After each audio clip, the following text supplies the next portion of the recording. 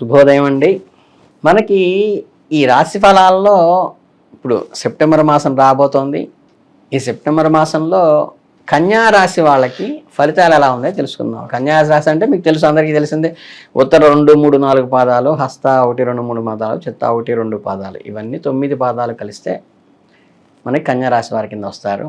ఈ కన్యా రాశి వారికి ఈ సెప్టెంబర్ మాసంలో గ్రహ సంచారాల విషయానికి వస్తే ఏంటంటే 3/2 అనుకూలంగా ఉంటుంది. 2/3 అనమాట. పనులు వేగవంతంగా కూడా అవుతాయి. ఖర్చులను సమర్థించుకునేట్లు ఆదాయాలు పెరుగుతాయి. మీకు బంధుమిత్ర వర్గం నుండి సహాయ సహకారాలు, కోఆపరేషన్ కూడా అందుతుంది. శుభకార్యాల యత్నం కూడా అనుకూలిస్తుంది. మీ మనోధైర్యాన్ని కూడా పెంచేటువంటి అవకాశం ఈ మాసంలో ఉంది. చురుకుగా మంచి తెలివిగా వ్యవహరిస్తారు. ఈ నెలలో కెరీర్ మంచి ఊపందుకుంటుంది. మీ సంభాషణ నైపుణ్యం ఏదైతే ఉందో, ఇంటలెక్చువల్ వొకాబులరీ, ఇది మీ పనితీరుపై సానుకూల ప్రభావం చూపిస్తుంది. అలాగే ఈ పోటీ పరీక్షలు, కాంపిటేటివ్ ఎగ్జామ్స్ రాసేవాళ్ళకి కానీ, ఇంటర్వ్యూస్కి అటెండ్ అయ్యే వాళ్ళకి కానీ ఈ సమయం మంచి అనుకూలమైన విషయంగా చెప్పవచ్చు. విద్యార్థులకు కూడా ఈ నెల అనుకూలంగా ఉంటుంది. కష్టపడి చదివితే మంచి ఫలితాలు సాధిస్తారు. కొత్త ఆలోచనలు పుట్టుకొస్తాయి ఇన్నోవేటివ్గా. వాటిని సద్వినియోగం చేసుకుని వెంటనే గ్రాస్ప్ చేసి ఇంప్లిమెంట్ చేసుకుంటే మీకు బెనిఫిట్ అవుతుంది. ఈ సెప్టెంబర్ 4 తర్వాత ఏంటంటే కొంచెం నిరుత్సాహంగా ఉంటుంది. ఏకాగ్రత లోపించినట్లుగా కూడా అనిపిస్తూ ఉంటుంది. ఈ సమయంలో కొత్త ప్రాజెక్టులు ఏం ప్రారంభించకుండా ఇప్పటికే రన్నింగ్లో ఉండి మెయింటైన్ చేస్తున్న వాటి మీద దృష్టి పెట్టి డెవలప్ చేసుకోవడం మంచిది. కుటుంబ సభ్యుల సహకారం లభిస్తుంది. ఇంట్లో ఆహ్లాదకరమైన వాతావరణమే ఉంటుంది. కుటుంబ సభ్యులతో మీరు సమయం వెచ్చించేటువంటి అవకాశం కూడా నెలలో వస్తుంది. ముఖ్యమైన నిర్ణయాలు తీసుకునేటప్పుడు మాత్రం ఇన్నర్ సర్కిల్లో కుటుంబ సభ్యుల సలహా తీసుకోవటం మీకు చాలా అవసరం. ఇకపోతే సెప్టెంబరు 18 తర్వాత ఏంటంటే కుటుంబ సభ్యులతో కొన్ని చిన్నపాటి విభేదాలు సెప్టెంబర్ 18 తర్వాత వస్తాయి. వాటిని అన్నెసరీగా పెద్దవి చేసుకోకుండా కొంచెం సామరస్యంతో సంయమనం పాటిస్తే, లౌక్యం పాటిస్తే సరిపోతుంది. ఈ నెలలో వచ్చేసి ప్రేమ వ్యవహారాలు ఎవరైతే ఉంటాయో కొన్ని అప్ అండ్ డౌన్స్గా ఉంటాయి. Wave length. మీ మనసులో ఏమన్నా స్పష్టంగా చెప్పటము, క్లారిటీగా క్లియర్గా చెప్పండి. అపోహలకి, అనుమానాలకి ఎక్కడ తావివ్వకండి. కొన్నిసార్లు మీకు మీ ప్రేమైన వ్యక్తి ఒకరినొకరు అర్థం చేసుకోవడంలో ఇబ్బంది అయితే కలుగుతుంది. అలాంటప్పుడు ఓపికగా వ్యవహరించి మనసు విప్పి మాట్లాడుకుంటూ ఎదుటివారి మనసును అర్థం చేసుకుంటూ ముందుకెళ్తే ఈ నెలలో అవసరం. ఇక ఆదాయానికైతే ఏం లోటు ఉండదు. కొత్త ఆదాయ మార్గాలు కూడా వస్తాయి. పెట్టుబడులు కూడా లాభాన్ని ఇస్తాయి. అవితే ఆల్రెడీ ఎగ్జిస్టింగ్లో ఉన్నవే పెట్టుకోండి. అనవసరమైన ఖర్చులు పెరిగేటువంటి అవకాశం ఉంది. బడ్జెట్ వేసుకుని ఖర్చు చేయటం మంచిది. సెప్టెంబర్ 4 తర్వాత ఖర్చులు పెరిగే అవకాశం ఉంది కాబట్టి ఆర్థిక విషయాల్లో ఆచితూచి వ్యవహరించండి. ఆరోగ్యం బాగుంటుంది. మీ శక్తివంతంగా, ఉత్సాహంగా ఉంటారు. కొత్త వ్యాయామాలు ప్రారంభించండి. ఆరోగ్యకరమైన అలవాట్లను, వాకింగ్ని అలవాటు చేసుకుంటే కూడా ఈ నెలలో ప్రారంభిస్తే మంచిది. ఇక ఈ రాహు, కేతు ఛాయాగ్రహాల వల్ల ఏంటంటే చిన్నపాటి అనారోగ్యాల సమస్యలు తలెత్తవచ్చు. ఇండైజేషన్ కానీ, హెడేక్ కానీ లాంటివి కూడా ఏర్పడవచ్చు. సరైన ఆహారము, నిద్ర, వ్యాయామం ద్వారా వీటిని నివారించుకోవడానికి మీరు ప్రయత్నిస్తే మంచిది.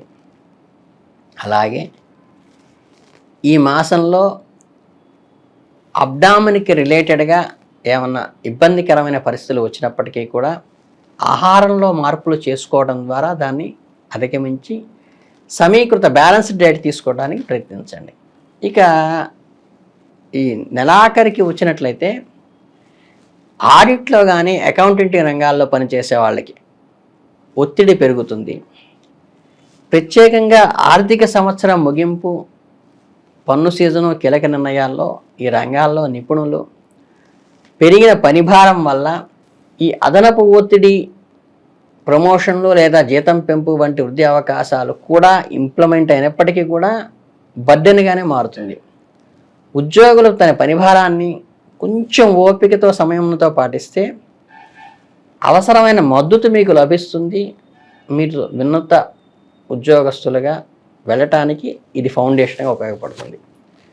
ఉద్యోగం కోసం చూస్తున్న వారికైతే కొత్త వారికి అవకాశాలు ఉంటాయి. ప్రత్యేకించి ఆర్థికంగా అకౌంటింగ్లో పనిచేసే విస్తరిస్తున్నందు వల్ల కొత్త ప్రాజెక్టులు చేపట్టడానికి అనుకూలంగా వస్తుంది. మీ ప్రతిభని ఎక్స్పోజ్ చేసుకోవడానికి కూడా ఉపయోగపడుతుంది. ఉద్యోగార్థులు తమ నైపుణ్యాన్ని పదును పెట్టుకోవటం, ఈ నెట్వర్కింగ్ని తెలుసుకోవడం ద్వారా కూడా అవకాశాలను అందిపుచ్చుకోవడానికి ఉపయోగపడుతుంది.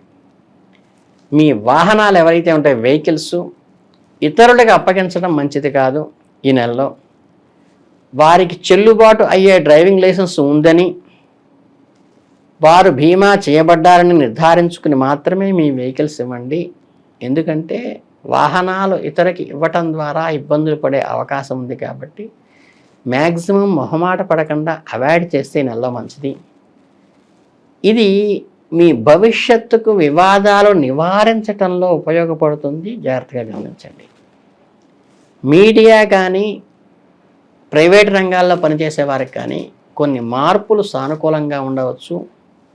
ఈ రంగాల్లో నిరంతరంగా అభివృద్ధి చెందుతున్నాయి కాబట్టి కొత్త సాంకేతిక మరియు పోకడలకు అనుగుణంగా దాన్ని అర్థం చేసుకుని మీ ఓల్డ్ థియరీని మార్చుకోండి. కొత్త ఉద్యోగ అవకాశాలు సృష్టించుకోండి. కొత్త నైపుణ్యాలను నేర్పరచుకోండి. పనిచేసే వ్యక్తులతో జాగ్రత్తగా సంయమనం పాటించండి. మీ తెలివితేటలతో సమగ్రత ఇంటిగ్రిటీతో ముందుకు వెళ్ళండి. మొత్తం మీద ఈ సమయంలో వివిధ రంగాలలో ఉన్న వ్యక్తులను సవాళ్ళు ఎదుర్కొంటారు. అవకాశాలతో కూడుకున్నప్పటికీ కూడా మన పరిస్థితిని అంచనా వేయటం, మనల్ని మనం సిద్ధం చేసుకోవటం, మన లక్ష్యాలను సాధించుకోవటం కోసం టెక్నాలజీని ఉపయోగించటం కోసం మాత్రం చాలా ముఖ్యమైన విషయం. ఇక నెలలో ఈ పరిహారాలకు వస్తే ఏంటంటే, మీరు కనుక శనివారం నాడు నల్ల చీమలతో ఏదైనా ఆహారం వేయటం కానీ శని ప్రభావంలో కలిగిన ఇబ్బందులను నివారించుకోవచ్చు. అలాగే హనుమంతుడికి కనుక మీకు తైలాభిషేకం చేసి మళ్ళీ రాయిని శుద్ధి చేసి అర్చన చేయటం ద్వారా కనుక మీకు ఈ శని దోష నివారించుకోవచ్చు. అలాగే దేవాలయ పరిసరాల్లో ఉన్నటువంటి దీపారాధనలో మీరు నూనె వెతికెళ్ళి నింపటం వల్ల ఏంటంటే కూడా శని దోష నివారణ నుంచి బయటపడవచ్చు. ఈ చిన్న రెమెడీ చేసుకుంటే అద్భుతంగా ఈ మాసం ముందుకెళ్తుందనే విషయాన్ని మీకు అందరికీ తెలియజేస్తూ ధన్యవాదాలు.